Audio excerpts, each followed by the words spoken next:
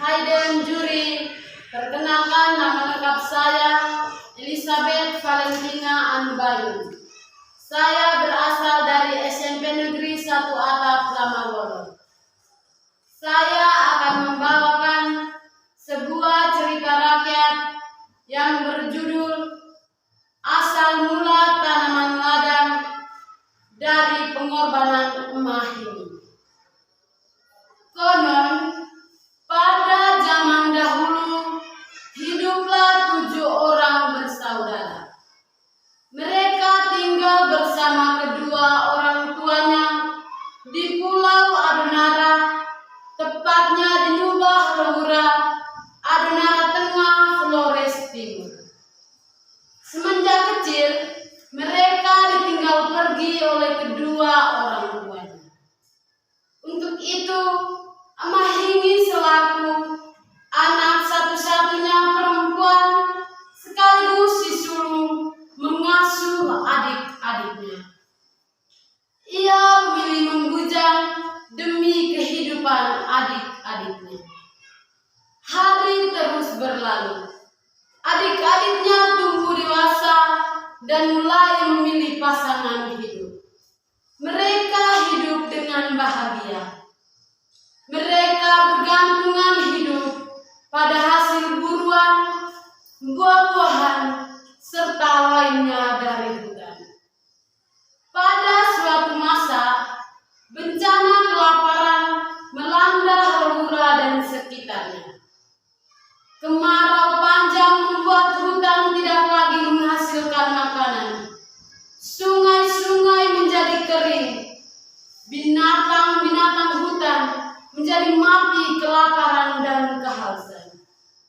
Setiap hari, saudara-saudara Emah Hini mengunjungi Emah Hini, saudara sulung, untuk meminta makanan.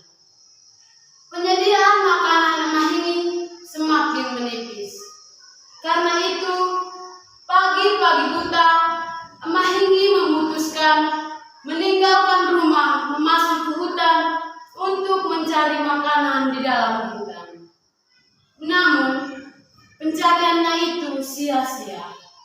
Tidak ada satupun yang dapat ia temukan untuk dijadikan bahan makanan. Ia lelah, lapar, dan kehausan. Ia bersandar pada sebuah pohon besar dengan angin sepoi-sepoi membuatnya terlelap. Tiba-tiba terdengarlah gemuruh disertai angin kencang yang membuatnya terbangun. Ia gemetar ketakutan. Ketika hendak melarikan diri meninggalkan tempat itu, tiba-tiba terdengarlah suara itu berseru, "Emah Hini, keluhmu telah kudengarkan. Aku akan membebaskanmu dan saudara-saudaramu dari malapetaka ini." Dengan keberaniannya, Emah Hini bertanya, "Siapakah engkau sebenarnya?" Suara itu menjawab, "Aku adalah suara yang telah engkau dengar." Emah Hini bertanya lagi, "Apa yang harus aku lakukan?" Suara menjawab, "Anakku, kembalilah ke tempat ini besok pagi. Sebelum aku pergi, aku mengingatkan kepadamu, impianmu dan saudara-saudaramu akan tercapai jika engkau penuh dengan keikhlasan." Emah Hini menjawab, "Apapun akan aku lakukan, termasuk mengorbankan nyawaku." Kata suara itu, "Baiklah, aku pergi sekarang." Emah Hini kembali dengan penuh semangat. Ia berharap waktu cepat berputar sehingga secepatnya ia bertemu dengan suara itu lagi. Keesokan harinya, ia tiba di hutan.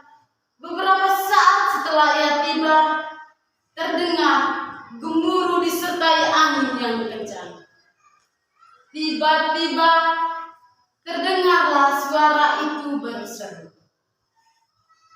"Anakku, apakah engkau sudah siap?" Jawab Emahi, "Sudah kukatakan, apapun akan aku lakukan, termasuk mengorbankan nyawaku." Suara itu menjawab, "Baiklah, bencana ini akan teratasi hanya dengan satu cara, yakni pengorbananmu. Engkau harus mengorbankan nyawamu." Emahi menjawab, "Aku berjanji, aku rela berkorban." Suara itu menjawab, "Baiklah, aku mengetahui keteguhanmu. Katakanlah kepada saudara-saudaramu untuk membangun sebuah mezbah di tengah ladang yang sudah dibersihkan itu. Pagi-pagi buta, sebelum fajar menyingsing, darahmu harus sudah mengalir di tengah ladang. Untuk itu, lehermu harus digorok. Saudaramu laki-laki yang sulung atau yang bungsu harus melakukan hal ini." Jawab Emahi, "Terima kasih suara yang agung. Aku akan melakukan apa yang telah engkau katakan." Suara itu menjawab, "Baiklah, aku pergi sekarang." Sekembalinya dari hutan, Emahi memanggil saudara-saudaranya untuk berkumpul menyampaikan pesan itu.